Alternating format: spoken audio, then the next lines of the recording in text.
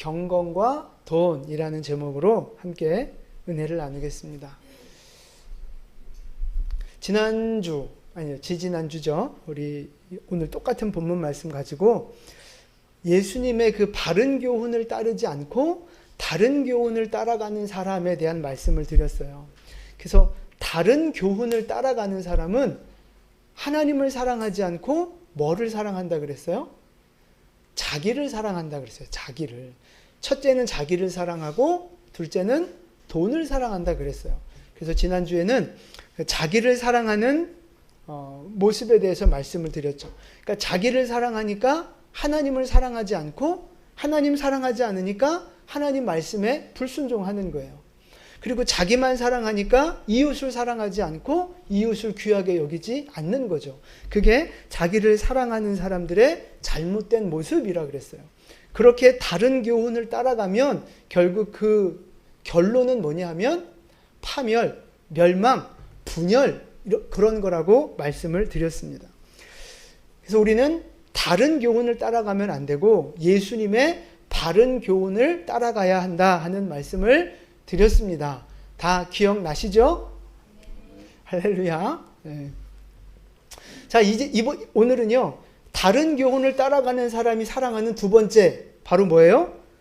돈입니다. 돈. 그래서 오늘은 경건과 돈이라는 제목으로 말씀을 나눌 텐데, 돈에 대한 이야기입니다. 또 뭐, 헌금 많이 하라는 얘기 아니야? 뭐 그런 것처럼 오해할 수 있는데, 그런 얘기 전혀 아닙니다. 그러니까 오늘 돈에 대한 이야기니까 두 눈 번쩍 뜨시고 귀를 활짝 여시고. 자, 여러분 잘 생각해 보세요. 돈 좋은 거예요? 나쁜 거예요? 돈 여러분 좋아해요? 안 좋아해요? 조금밖에 안 좋아하시네요. 저는 엄청 좋아할 줄 알았는데. 돈 좋아요? 싫어요? 그럼 돈은 좋은 거예요? 나쁜 거예요? 좋은 거예요? 정확하게 말하면 돈은 가치 중립적인 거죠. 여러분, 칼이 좋은 거예요? 나쁜 거예요? 좋은 거예요. 좋을 수도 있고 나쁠 수도 있고. 그런 거예요. 좋게 쓰면 좋은 거고 나쁘게 쓰면 나쁜 거예요. 돈도 마찬가지예요. 원래 그 가치 자체는 중립적입니다. 근데 우리는 돈을 좋아하지요. 자, 근데 아이러니한 게 뭐냐면 우리는 돈을 좋아해요. 그러면서도 한편으로는 돈에 대해서 부정적인 이미지를 갖는 사람들이 꽤 많이 있습니다. 특히 교회 안에. 하나님을 믿는 사람들, 거룩하다고 말하는 사람들, 믿음이 있다고 생각하는 사람들 중에 의외로 돈에 대해서 부정적인 생각을 갖고 있는 사람들이 굉장히 많아요. 그래서 교회 안에서 뭐 나는 부자가 되고 싶다거나 아니면 막 이렇게 돈에 대해서 돈 버는 방법이나 막 이런 거에 대해서 이렇게 막 이야기하고 그러면 왠지 믿음이 좀 없는 사람처럼 보이고 좀 세속적인 사람처럼 보이고 이런 게 있어요. 여러분, 우리 곽 권사님의 소원이 뭔지 아십니까? 네. 아니에요. 그런 거 아니고요.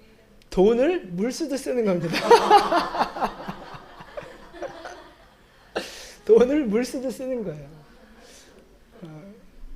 여러분, 그런 교회 안에서 그것도 권사가 그런 얘기를 하는 걸 여러분 들으면 저 우리 권사님 참 거룩하다. 우리 권사님 참 뭔가 이렇게 좀 다르다. 뭐 이런 좋은 느낌이 드십니까? 아니면 뭐 권사가 저래 이런 마음이 드십니까? 아니, 근데 여러분 생각해 보세요. 여러분은 안 그래요? 돈을 물 쓰듯 쓸 수 있을 만큼 풍족하고 넉넉한 삶을 원하십니까? 아니면 늘 쪼들려서 늘 막 카드값, 막 이자, 막 이런 거에 쪼들리는 인생을 살고 싶습니까? 여러분이 진짜 마음에 원하는 삶은 뭐예요? 그죠? 그냥 집사님이 배고플 일은 없어요. 그러니까 돈은요, 모든 사람들이 사실 좋아하는 거고 필요한 거예요. 여러분, 돈이 없으면 살 수 있습니까? 지금 이 시대에 돈 없이 살 수 있어요? 돈 없이 인간다운 삶을 누리며 살아갈 수 있냐고요. 돈 없이. 불가능한 거예요. 돈은 꼭 필요한 겁니다. 우리에게 반드시 있어야 하는 거고요. 적어도 우리 성도들에게는 아주 좋은 거죠. 우리 있으면 선하게 쓸 거니까. 교회를 운영하고 우리가 신앙생활하는 것도 마찬가지예요. 돈 없이 할 수 있어요? 여러분, 돈 없이 이렇게 눈에 보이는 교회를 세울 수 있습니까? 돈 없이? 돈 없이 교회를 유지하고 운영할 수 있어요? 안 되는 거예요. 돈 없이 선교할 수 있어요? 돈 없이 전도할 수 있어요? 돈 없이 교육하고 돈 없이 다음 세대들을 양육하고 후원할 수 있냐고요. 안 되는 거예요. 뭐 교회뿐만, 이게 세상도 마찬가지고 교회도 마찬가지고 우리 이 세상에는요, 반드시 돈이 있어야만 되어지는 그런 세상이라고요. 그러니까 돈이 있는 것만큼 할 수 있는 거예요. 그래서 돈은 꼭 필요한 거고요. 그래서 우리는 돈을 좋아해요. 그런데 왜 돈에 대한 부정적인 생각, 부자가 되고 싶어 한다 그러면 뭔가 이렇게 좀 삐딱하게 쳐다보는 그런 문화가 왜 있느냐 하는 거죠. 왜? 제가 이제 나름대로 좀 고민해 보니까 이제 그런 거예요. 세 가지가 있는데 이건 제가 내린 결론입니다. 반드시 이렇다라고 뭐 말할 수는 없고, 제가 그냥 왜 믿는 성도들이 돈에 대해서 부정적인 이미지를 갖고 있느냐, 이제 주관적인 거예요. 자, 첫 번째는 뭐냐면요, 불교하고 유교의 영향입니다. 자, 좀 사진을 좀 한번 보여주실까요? 네. 자, 멋있게 생긴 저분 누군지 아세요? 잘 아시네요. 네. 조혜민 아니고요. 네, 우리가 잘 아는 혜민 스님. 저는 사실 저 얼굴 처음 봤는데, 저분이 뭘로 유명해요? 잘 모르시나요? 그죠. 돈이 많은 걸로도 유명해졌지만, 원래 뭘로 저분이 유명해지기 시작했어요? 무소유. 무소유를 외치는 스님이잖아요. 그래서 무소유를 외치고 본인이 엄청 깨끗하게 사는 것처럼 이미지가 이렇게 막 되니까 책도 잘 팔리고 사람들이 인기가 막 하늘을 막 찔렀다고요. 근데 나중에 알고 봤더니 무소유가 아니고 풀소유. 없는 게 없어요. 막 부자인 거예요, 부자. 그러니까 이제 막 갑자기 여론이 안 좋아지면서 이제 이렇게 좀 추락한 경우죠. 무소유 그랬더니 사람들이 막 열광을 하는 거예요. 와, 나도 닮고 싶다. 그러니까 무소유로 살고 거지처럼 살면 뭔가 좀 대단해 보이고 특별해 보이고 막 이런 이미지가 있는 거예요. 아까 그 사진, 자, 그 옆에 있는 이게 무슨 누구를 보여주는 그림이에요? 선비, 양반들이라고요. 조선시대 때. 이 조선은 양반의 나라잖아요. 선비의 나라잖아요. 그게 좋은 거예요, 선비가? 물론 좋은 면도 있지만 선비들이 늘 주구장창 하는 얘기가 뭐예요? 청렴하게 살아야 된다. 청렴한 건 좋지만 그걸 잘못 인식을 해서 가난하게 사는 것이 그것이 미덕인 줄 알고 그렇게 가르쳤던 인생들. 그게 선비 아닙니까? 근데 지들은 그렇게 가난을 가르치고 깨끗함을 가르치면서도 가장 부패하고 조선의 모든 부를 독점했던 인간들이 바로 선비 그룹들 아니에요? 사실 백성들은 찢어지게 가난하게 살고. 근데 그런 문화가, 이 유교와 불교의 문화가 지금 한국 사회를 덮고 있는 거예요. 그래서 뭔가 없어야 특별한 사람이고 있으면 나쁜 놈인 것 같고, 유교와 불교의 영향이고요. 두 번째 연결되는 건데 무슨 영향을 받았을 것 같으세요? 두 번째는요, 공산주의하고 사회주의 영향을 받았기 때문에 그런 거예요. 여러분, 공산주의, 사회주의에서 가장 이렇게 나쁜 인민의 적으로 치부하는 사람들이 누구예요? 부자, 대기업, 부자, 지주, 이런 가진 사람, 부르주아 계급들을 경멸하고 적대시한다고요. 그래서 그런 사람들 거 뜯어먹고 그런 사람들 거 뺏어서 다 같이 잘 살자 이거잖아요. 그러다가 결론이 어떻게 됐어요? 다 같이 못 살게 됐잖아요. 다 거지 됐잖아요. 공산주의 나라 중에 잘 사는 나라가 어디 있습니까? 하나라도 내보세요. 공산주의 나라 중에 잘 사는 나라가 어디냐고요. 뭐 중국이 좀 쥐뿔도 모르는 소리예요. 중국이 조금 잘 사는 것 같아 보이지만 중국에서 잘 사는 사람들은 대부분 다 공산당하고 연결되어 있는 사람들. 중국 인민의 50% 이상은요, 극빈층이에요. 그걸 아셔야 돼요. 공산당한테 부가 집중되어 있다고요. 그러니까 여러분, 공산주의, 사회주의가 그런 사상이 들어가 있는 나라는요, 다 그지 같은 나라로 바뀌었단 말이에요. 자, 그 다음에 신문 기사 하나 보여드릴게요. 비틀거리는 독일 경제. 밑에 보니까 기업들이 탈출 러시아하고 있다 그러는 거예요. 이게 어느 나라 얘기예요? 독일. 유럽의 강자로 대표되던 나라가 독일이잖아요. 이게 지금 최근 며칠 전에 나온 뉴스예요. 독일이 망해가고 있는 거예요. 왜 그런 줄 아세요? 독일 사회 안에 사회주의 사상이 굉장히 많이 뿌리내리고 있어요. 여러분, 뭐 조금 좀 다르게 생각할 수도 있지만 지금 최근에 이 독일에 아주 존경받고 추앙받는 총리 한 명 있었죠. 여자 총리. 메르켈 총리. 네. 뭐 제가 검색해 봤더니 부정적인 이야기 하는 기사가 하나도 없어요. 다 메르켈 총리 막 존경하고 막 대단하고, 물론 그런 분일 수 있어요. 근데 제가 볼 때 그분이 한 아주 치명적인 단점이 하나, 실수가 있어요. 그게 뭔지 아세요? 친중 정책을 하면서 사회주의 사상을 이 독일 문화, 그 사회 속에 집어넣은 거예요. 원래 동독 출신이거든요. 사회주의 배경에서 자랐던 사람이에요, 메르켈 총리가. 그래서 이게 제가 없는 얘기 하는 게 아니고요. 독일에서 사람들한테 그 90년대 중반에 여론조사를 한 게 있어요. 근데 거기에서 여론조사에서 어떤 결과가 나왔느냐 하면 국민의 40% 이상이 대기업을 죄악시한다는 여론조사가 나왔어요. 대기업을. 그러니까 90년대 중반, 그러니까 동독 서독 통일되면서도 뭔가 좀 문제가 생겼을 거고, 친중 정책을 강하게 했기 때문에 지금 결국 사회주의 사상이 들어왔기 때문에 나라가 망해가고 있는 그런 상황이라고요. 이해가 되세요? 자, 이제 세 번째는 성도들이 성경을 오해하고 있단 말이에요. 성경을. 자, 말씀을 좀 몇 개 볼게요. 돈과 관련된 말씀인데 우리 같이 봉독할게요. 마가복음 먼저 봉독합니다. 낙타가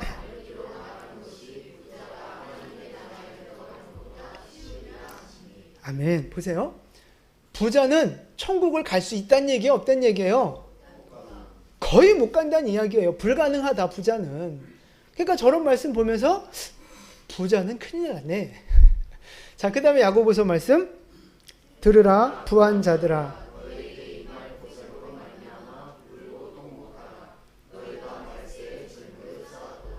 아멘. 자, 부한 자들, 부자들, 너네 이제 큰일 났어. 너네 이제 죽었어. 이 재물, 말세에 재물을 쌓아놓은 이 나쁜 놈들, 막 이렇게 협박하고, 막 저주하고, 이런 말씀을 보니까, 아, 역시 예수 믿는 사람이 부자가 되면 안 돼. 자, 오늘 본문의 9절 말씀도 볼까요? 9절 말씀 보세요. 부하려 하는 자들은 시험과 올무와 여러 가지 어리석고 해로운 욕심에 떨어지나니 곧 사람으로 파멸과 멸망에 빠지게 하는 것이라. 부하게 되려고, 부자 되려고 하면 큰일 나는 거예요. 멸망에 빠진다는 거예요. 예수 믿는 사람이 부자가 되려고 그러면 안 된다니까요. 10절도 볼까요? 돈을 사랑함이 일만하게 뿌리가 된다는 거예요. 그러니까 이런 말씀들을 보고 가르치니까 예수 믿는 사람은 부자 되면 안 되고 가난하게 살아야 된다고 하는 잘못된 인식들이 생기는 거예요. 그래서 오늘 이 말씀의 핵심은요, 사실 이거예요. 이 돈에 대한 성도들이 가지고 있는 잘못된 부정적인 인식을 먼저 깨트리는데 오늘 말씀에 초점이 있어요. 이 오해를 풀어야 돼요. 이 잘못된 생각을 바꿔야만 우리가 예수 믿는 사람이 누릴 복을 누리며 살아가게 되는 거예요. 여러분, 돈은요, 어떻게 생각하세요? 많을수록 좋습니까? 아니면 없는 게 더 좋습니까? 적당히 있는 게 좋습니까? 믿음대로 될 겁니다. 여러분, 돈은요, 이게 제 개인적인 의견이에요. 돈은 많을수록 좋습니다. 왜냐하면 많을수록 그만큼 뭐를 누릴 수 있는지 아세요? 자유를 누릴 수 있습니다. 자유를. 이거를 경제적인 구원이라고 말하는 거거든요. 경제적 구원. 그러니까 우리가 영적인 구원은 뭐예요? 죄를 용서받고 죄로부터 자유하게 되는 거잖아요. 하나님의 자녀로 자유롭게 살아가는 거예요. 죄에 얽매이지 않고 자유를 누리며 살아가는 게 영적인 구원이란 말이에요. 그러면 경제적인 구원은 뭐예요? 그렇죠. 가난에 쪼들리지 않고 대출이자 계산하지 않아도 되고 카드값 걱정하지 않아도 되고 그냥 하고 싶은 거 마음껏 하고 하면서 살아갈 수 있는 상태. 그게 바로 경제적인 구원이라고 하는 거예요. 그러니까 여러분이 지금 타고 있는 차가 있을 때 다 다를 텐데 그 차를 왜 타고 계십니까? 벤츠, BMW, 벤틀리 이런 거 탈 수도 있지만 슈퍼카를 타고 다닐 수도 있지만 그냥 절제해서 겸손해서 지금 다 국산차 타고 다니시는 건가요? 아멘. 여러분, 집도 마찬가지예요. 여러분 충분히 저 강남, 압구정 막 이런 데 가서 살 수도 있지만 그런 타워 팰리스 이런 데 가서 살 수도 있지만 그냥 시골이 좋아서 그냥 겸손하게 살고 싶어서 이 김포 시골에서 이렇게 20평대, 30평대 아파트에서 이렇게 살고 계시는 건가요? 아니잖아요. 왜 그런 차를 타고 계시고 왜 이런 옷을 입고 있고 왜 이런 집과 이런 환경에서 사는 거예요? 돈이 없어서라고 하면 좀 그렇고 돈에 맞춰서 사는 거예요, 우리 인생은요.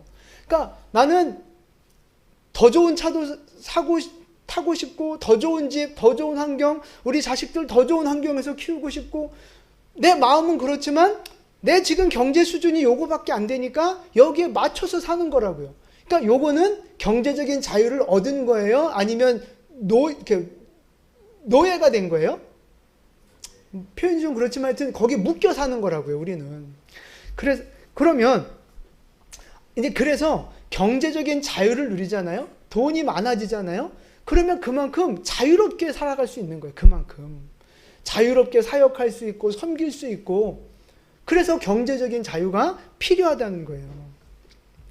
여러분, 유대인은요, 이 가난에 대해서, 돈에 대해서 어떻게 생각할 것 같으세요?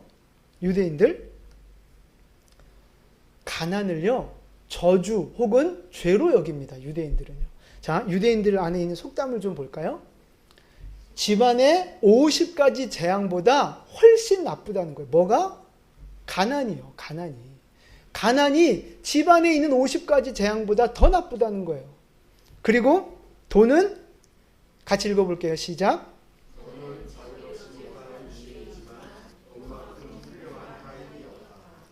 그러니까 돈의 그 경제적인 자유를 누리지 못해서 돈에 쪼들리면 돈만큼 무서운 게 없어요. 돈만큼 정말 짜증나는 게 없다고요. 그런데 경제적인 자유를 누리고 돈을 내가 이렇게 굴릴 줄 알고 돈을 다스리는 사람이 되면 돈만큼 좋은 게 없어요.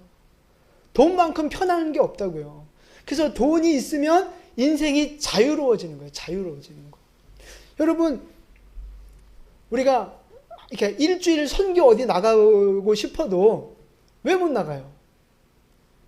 돈이 없으니까 나가기 어려운 거고, 나가도 내가 한 달, 아니면, 그러니까 일주, 2주, 아니면 한 달, 내가 지금 이 생업에 손을 띄면 큰일 나잖아요.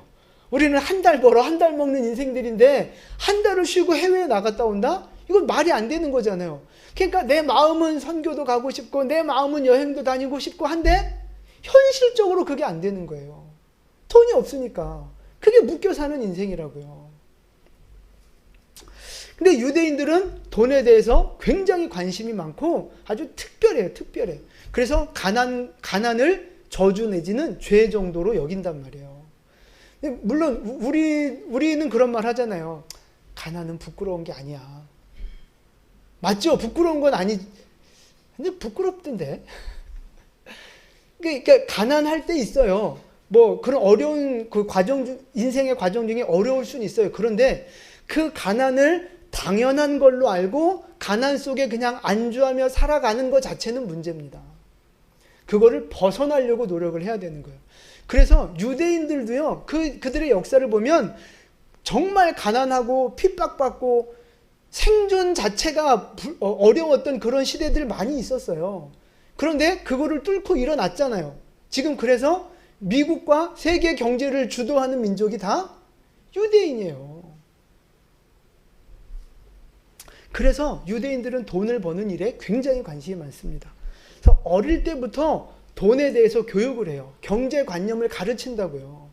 우리는 뭐 돌이나 뭐 무슨 특별한 일이 있을 때 뭐 이렇게 우리 애들 뭐 축하해 준다고 뭐 이렇게 용돈 주거나 뭐 이렇게 좀 이렇게 축하금 들어오고 막 그러잖아요. 그럼 여러분 그 돈 우리 한국 부모들 어떻게 하십니까? 야, 이거 너 때문에 부모들이 고생한 거니까 이건 부모가 쓴다 그러고 대부분 다 써버리잖아요. 유대인들은 그러지 않아요. 그거를 다 저축을 한다고요. 그것도 이자가 뭐가 높은 건가를 따져서 높은 고금리에다가 저축을 해요. 요즘은 증권 통장, 주식 통장들을 만들어 줍니다. 그래서 용돈을 현금으로 주는 대신 어린 아이들한테는 주식 통장에 돈을 넣어주는 거예요. 미래를 준비하게 하는 거라고요.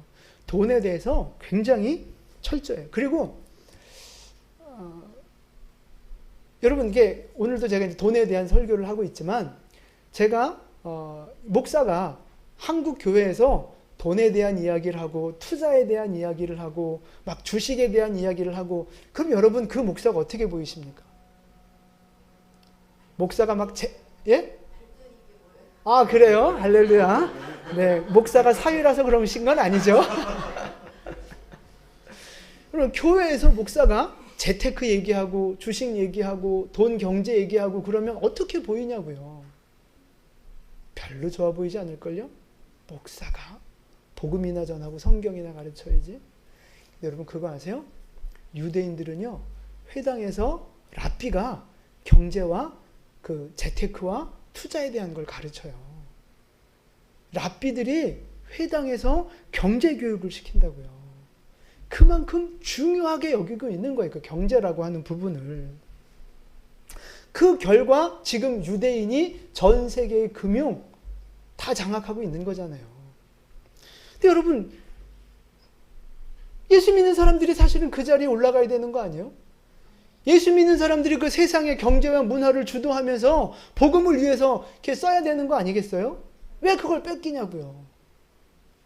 그러니까 돈에 대해서 부정적인 생각을 갖고 있고 부자가 되면 안 된다고 하는 이런 잘못된 생각에 빠져 있으니까 선교도 하고 싶고 뭐 전도도 하고 싶고 건축도 하고 싶고 뭐 구제도 하고 싶은데 마음뿐이야. 그냥 마음뿐. 맨날 마음만. 돈 없으니까 그냥 기도만 해주고. 여러분 자 보세요. 하나님은요, 우리가 부자로 살기를 원하실까요? 아니면 가난하게 살기를 원하실까요? 하나님의 뜻은요, 우리가 부자 되기를 원하시고 부유하기를 원하시는 거예요. 여러분 보세요. 하나님이 에덴 동산을 누구를 위해 만드셨어요? 사람을 위해서. 사람 살게 하려고 에덴 동산을 만드셨어요. 근데 우리가 가보진 않았지만 에덴 동산은 완벽한 곳 아닙니까? 모든 정말 아름다운 자연이 있고 뭐 하나 부족함이 없는, 먹고 사는 데 있어서 환경적으로 부족함이 없는 곳이 에덴 동산이었잖아요. 하나님은 그렇게 우리 인간에게 좋은 환경 주고 싶고 풍성한 걸로 공급하기를 원하는 것이 바로 하나님의 마음, 하나님의 사랑이라고요. 여러분, 우리 부모 마음이 그거 아니에요? 자식들한테 좋은 거 해주고 싶고 자식들한테 잘해주고 싶은 거 부모 마음 아닙니까? 하나님의 마음이 바로 그거라고요. 그게 바로 하나님의 사랑인 거예요. 우리에게 좋은 거 주고 싶은 하나님의 사랑. 만약에 그런 게 아니었으면 에덴 동산을 어떻게 만들었을까요? 광야처럼 만들지 않았겠어요? 너 고생 좀 해라. 원래 인생은 그런 거야. 쓴맛 단맛 봐야 돼. 그러면서 광야처럼 만들지 않았겠어요? 근데 에덴 동산은요, 말 그대로 천국이었다고요. 그리고 성경을 쭉 보세요. 하나님이 믿음의 백성들에게, 순종하는 백성들에게, 이스라엘 백성들에게 끊임없이 약속하는 게 뭐예요? 축복이라고요. 축복. 형통하고 높아지고 영광받고 더 부유해지고 번성해지는 축복을 끊임없이 이야기하고 있어요. 그래서 애굽에서 종노릇하게 비참하게 살아가는 그들을 향해 약속하신 게 보여주신 게 뭐예요? 가나안 땅, 젖과 꿀이 흐르는 땅으로 들어가서 거기에서 내 백성답게 풍요롭게 살고 여유롭게 살고 나한테 영광 돌리는 삶을 살아라. 그게 바로 하나님의 마음, 사랑이고 계획이었다는 거예요. 여러분, 이게 바로 하나님의 사랑입니다. 하나님의 그 사랑을 아셔야 돼요. 근데 목사들 중에도, 교회 다니는 사람 중에도 그렇지 않다고 반박하는 사람들이 있더라고요. 근데 그런 사람도 봤어요. 물질 축복은 구약 성경에나 있는 거지 신약에는 하나님이 물질 축복에 대한 얘기 한 적이 없다. 그러니까 예수 믿는 사람들은 물질에 대해서 욕심부리면 안 된다. 가난하게 살아야 된다. 뭐 이런 투로 이야기하는 거예요. 아브라함 부자였죠. 이삭 부자였죠. 야곱 부자였죠. 요셉 부자였죠. 근데 걔네 다 구약 사람들 아니냐? 신약의 부자가 어디냐? 신약의 부자 되게 한다는 약속이 어디냐? 여러분, 제가 그래서 신약을 이렇게 좀 생각을 해봤어요. 신약에 부자가 있어요, 없어요?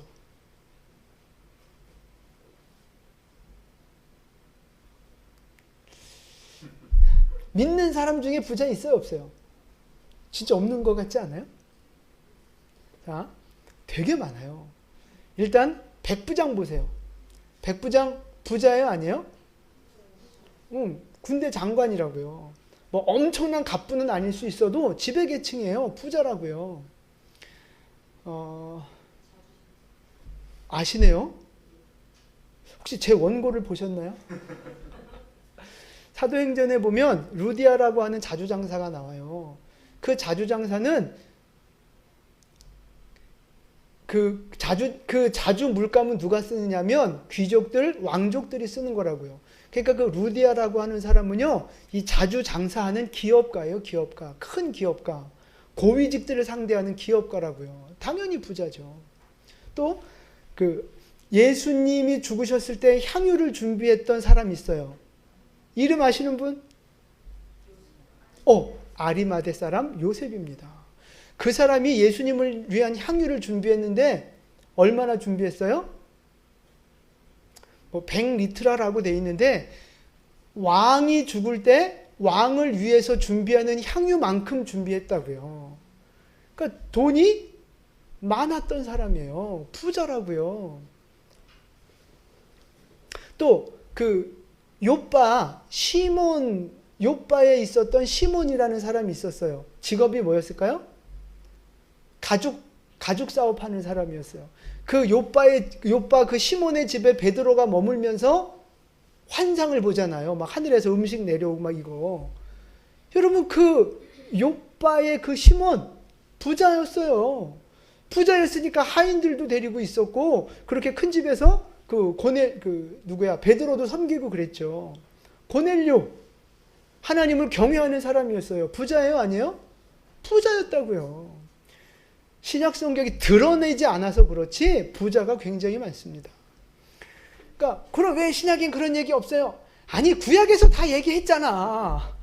구약에서 다 원리를 얘기하고 약속을 얘기했으면 이제 신약에서는 또 다른 거 이야기하셔야지. 맨날 축복만 얘기해요? 그런 거라고요.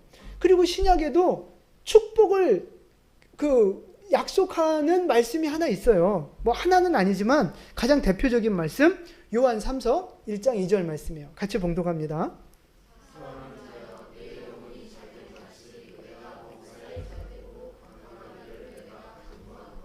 아멘. 또 한 사람 더 있어요. 빌레몬. 오네시모의 주인이었잖아요. 빌레몬 교회를 세우신 분. 그분도 부자였다고요. 자, 저 말씀을 보세요. 사랑하는 자여, 내 영혼이 잘됨 같이 범사가 잘되고 건강하기를 원한다. 이거를 이제 삼중 축복이라 그러거든요. 영적인 축복, 물질적인 축복, 건강의 축복을 말하는 거예요. 순서가 있어요. 먼저는 영적인 축복입니다. 구원받고 믿음이 성장해야 돼요. 그게 가장 첫 번째 큰 축복이고요. 그것처럼 범사가 잘 되고 건강하기를 원한다라고 축복하는 기도잖아요. 저기서 잘 된다라고 하는 저 단어가요, 바로 번성한다, 번창한다, 성공한다, 그런 단어예요. 그런 의미가 있는 거라고요. 그러니까 하나님은 하나님의 백성들이 잘 되길 원하시는 거예요. 번창하길 원하시는 거라고요. 물론 가장 첫 번째는 믿음이죠. 믿음이 견고해지고 거룩하게 되는 거예요. 그것처럼, 그러니까 믿음이 있는 사람이라면, 하나님을 사랑하고 순종하는 사람이라면 당연히 뭐도 이루어야 돼요? 범사가 잘 되는 축복도 이루어야 된다고요. 그게 하나님이 우리에게 원하시는 뜻이라고요. 하나님은 이렇게 우리가 형통하기를 원하신다고 저는 믿습니다. 그게 하나님의 사랑이에요. 그러면 아까 읽은 그 말씀들이 있잖아요. 부한자들아 막 이러면서 그렇게 부자들을 죄인 취급하는 것 같은 그 말씀들은 뭐예요? 어떻게 해석해야 되는 거예요? 거기서 말하는 부자들은요, 네? 그렇죠. 역시 권사님, 돈을 물쓰듯 쓰게 되는 축복이 임하기를 축복합니다. 여기서 말하는 부자들은요, 말 그대로 돈만 아는 부자들. 그러니까 돈이 있고 권력이 있으니까 가난한 사람들을 착취하고 억압하는 그런 나쁜 죄인들을 말하는 거예요. 그러니까 돈이라고 하면 돈이 목표가 돼서 물불 안 가리고 무조건 막 돈에 목숨 거는 인생들, 자비를 베풀 줄 모르고 사람을 섬길 줄 모르는 그런 그 죄인들, 악인들을 말하는 거라고요. 돈이 있다고 그렇게 횡포를 부리고 나쁜 짓 하고 나쁜 방법으로 돈을 착복하고 이거 안 된다는 거예요. 그럼 너네 천국 못 간다는 이야기를 하는 거예요. 그럼 여러분 생각해 보세요. 가난한 사람은 다 천국 갑니까? 아니에요. 가난하든 부자든 믿음으로 천국 가는 거예요. 그럼 여러분, 가난한 사람이 돈을 사랑하면 어떻게 되겠어요? 그러니까 돈이 많은데 부자인데 이 사람이 돈을 사랑해. 그럼 무슨 잘못을 해요? 무조건 뜯어가려고 하는 거죠. 횡포를 부리는 거라고요. 그런 잘못을 범하는 거예요. 그러면 가난한 사람이 돈을 사랑하면 어떻게 되겠어요?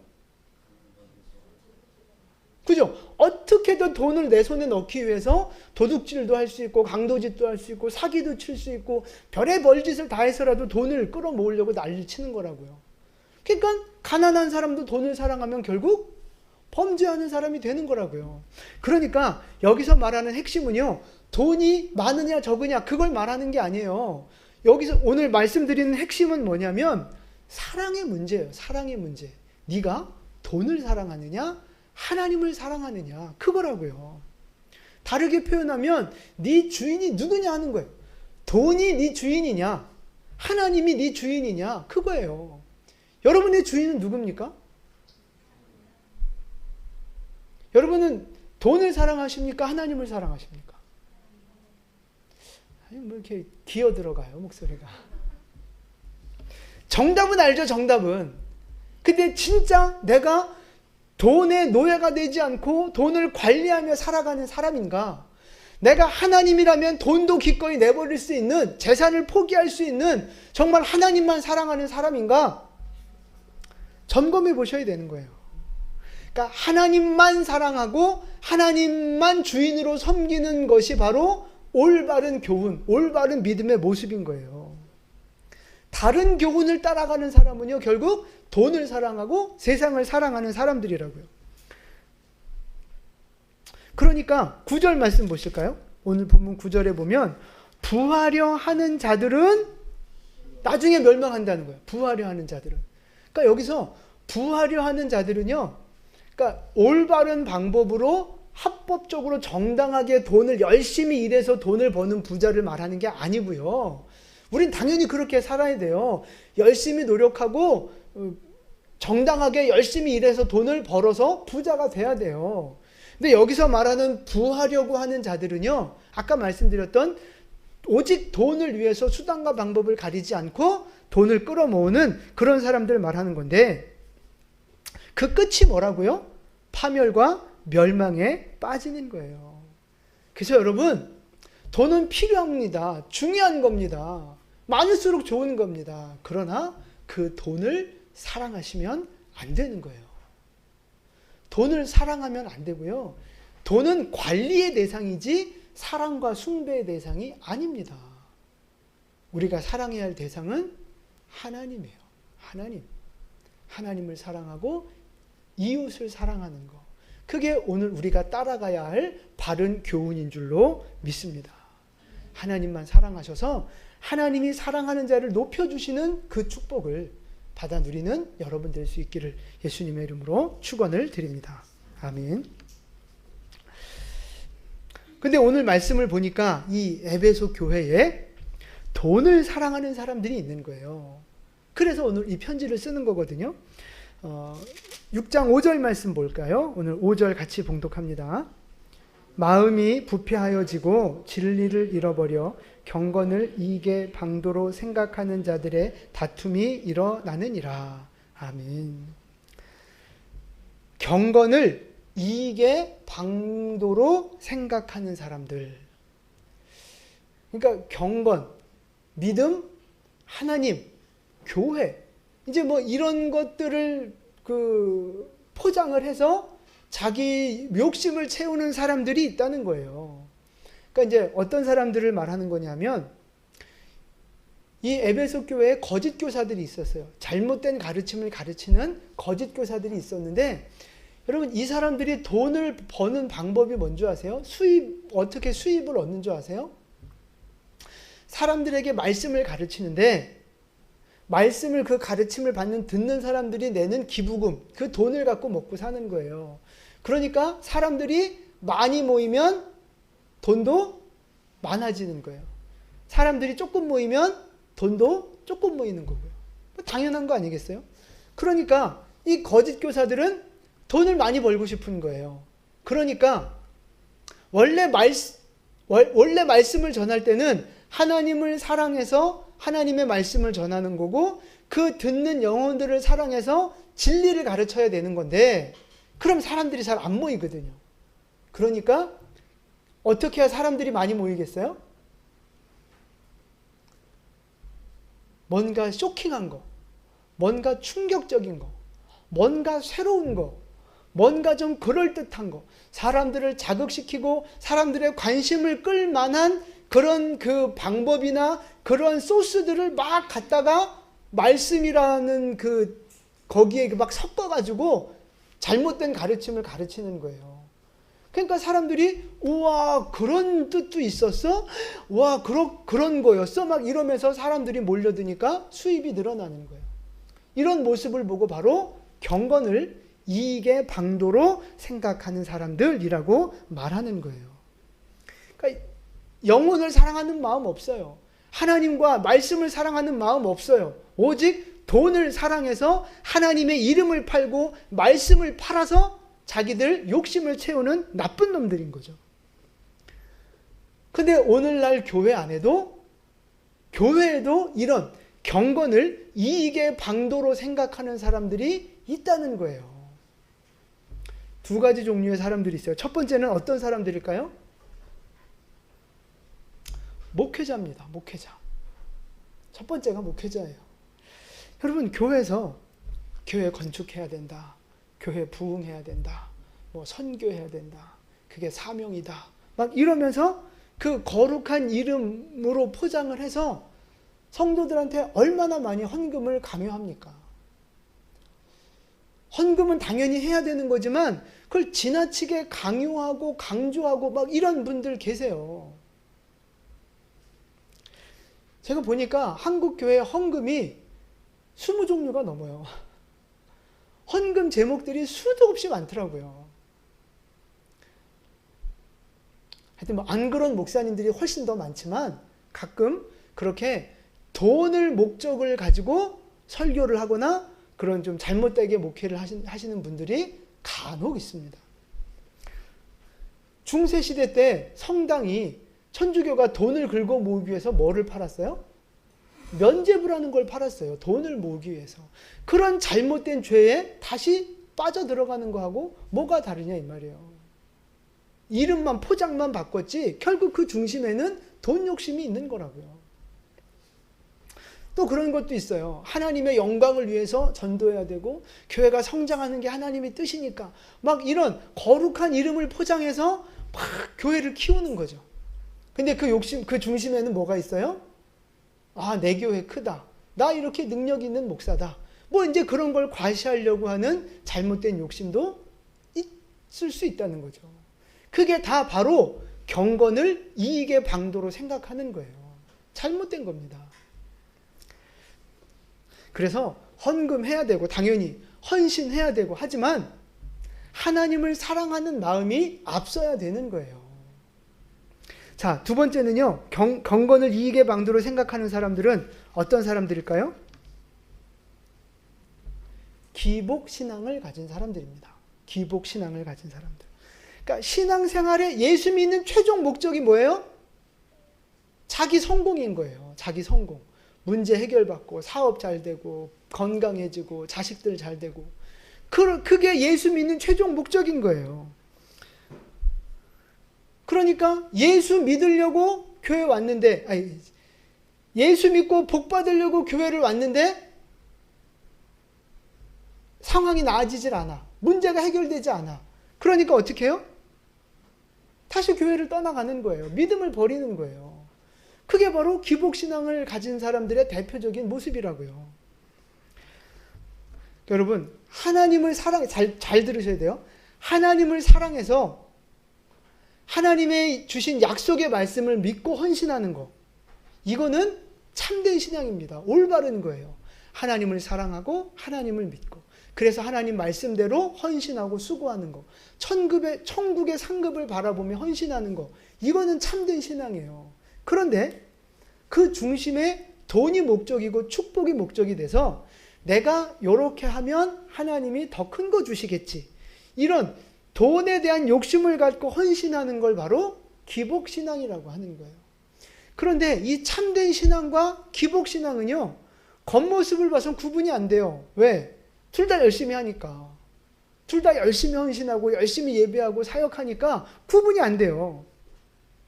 근데 기복신앙이 뭔지 참된 신앙이 뭔지, 그러니까 내 믿음이 기복신앙인지 참된 신앙인지 뭘 보면 알 수 있어요? 고난이 찾아와 보면 그때 알 수 있는 거예요. 고난이 찾아와 보면. 그럼 보세요. 고난이 찾아왔을 때 하나님은 날 사랑하지 않나 봐. 기도해도 소용이 없나 봐. 하나님은 왜 이렇게 나를 힘들게 하시는 거야? 하면서 원망하고 불평하고 하나님 앞에 막 악한 마음을 쏟아내는 사람은요. 기복신앙인 거예요. 아까 말씀드렸듯이 복 받으려고 교회 왔거든요. 그런데 여전히 병이 낫지 않고 여전히 재정의 문제가 해결되지 않고 여전히 집구석이 콩가루고 변화되는 게 없어요. 그러니까 예수 믿어도 별 수 없네. 그리고 그냥 떠나가는 거예요. 또 자기한테 더 좋은 복을 줄 만한 그런 신들을 찾아다니는 거죠. 그게 바로 기복신앙이라고요. 그런데 참된 신앙을 가진 사람은요. 고난이 와도 문제가 와도 여전히 예배자로 살고 여전히 말씀대로 순종하면서 사명의 길을 걸어간다고요. 왜? 그 사람의 최종 목적은 뭐예요? 하나님 사랑하는 거고 하나님의 뜻이 하나님 영광이 최종 목적이기 때문에 힘들고 어려워도 그 목적을 향해 나아갈 수 있게 되는 거예요. 이게 바로 참된 신앙이라고 하는 거예요. 그럼 여러분 생각해 보세요. 지금 여러분은 어떤 믿음으로 신앙생활하고 계시느냐 하는 거예요. 기복신앙입니까? 참된 신앙입니까? 돈을 사랑하십니까? 하나님을 사랑하십니까? 여러분 지금까지 말씀 봐왔지만 돈을 사랑하면 결국 그 끝이 뭐예요? 파멸되고 멸망된다고요. 깨진다고요. 돈을 사랑하면 결국은 돈도 잃고요. 천국도 잃어버리는 거예요. 그러나 하나님을 사랑하면 하나님이 주시는 복도 누리게 되고 천국도 얻게 되는 줄로 믿습니다. 여러분, 하나님은 여러분을 사랑하십니다. 우리가 더 복되기를 원하시고요. 젖과 꿀이 흐르는 그런 축복을 누리기를 원하시는 거예요. 그래서 우리에게 요구하시는 게 뭐예요? 나를 사랑하라 하는 거잖아요. 하나님을 사랑해라. 네가 하나님을 사랑해라. 네가 하나님 말씀에 순종해라. 그러면 내가 너를 젖과 꿀이 흐르는 땅으로 그 복으로 너를 채워 주겠다 말씀하시는 거예요. 사랑하는 성도 여러분, 하나님을 사랑하십시오. 돈을 사랑하고 세상을 사랑하는 마음 내려놓으시고 하나님만 사랑할 수 있기를 축복합니다. 하나님만 나의 주인으로 섬기는 여러분 될 수 있기를 축복합니다. 그래서 하나님이 나의 인생을 높이셔서 예수 안에서 참된 행복과 참된 그 평안과 참된 번성함을 누리는 복된 성도들 될 수 있기를 예수님의 이름으로 축원을 드립니다. 아멘. 기도하겠습니다.